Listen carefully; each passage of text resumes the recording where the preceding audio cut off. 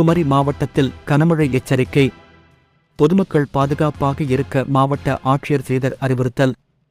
கன்னியாகுமரி மாவட்ட ஆட்சியர் சேதர் இன்று வெளியிட்டுள்ள செய்திக்குறிப்பில் கூறியிருப்பதாவது: கன்னியாகுமரி மாவட்டத்தில் 15ஆம் தேதி முதல் 19ஆம் தேதி வரை கனமழை பெய்ய வாய்ப்புள்ளதாக இந்திய வானிலை ஆய்வு மையத்தால் தெரிவிக்கப்பட்டுள்ளது.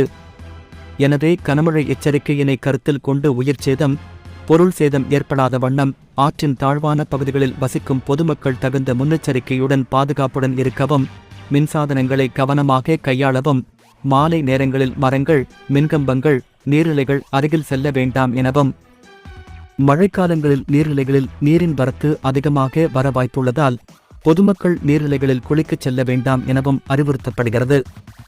மேலும் கடலில் சீற்றம் அதிகம் ஏற்பட வாய்ப்புள்ளதால் கடற்கரை பகுதிகளுக்கு மக்கள் செல்ல வேண்டாம் எனவும் மாவட்ட ஆட்சியர் சேதர் அறிவித்துள்ளார்.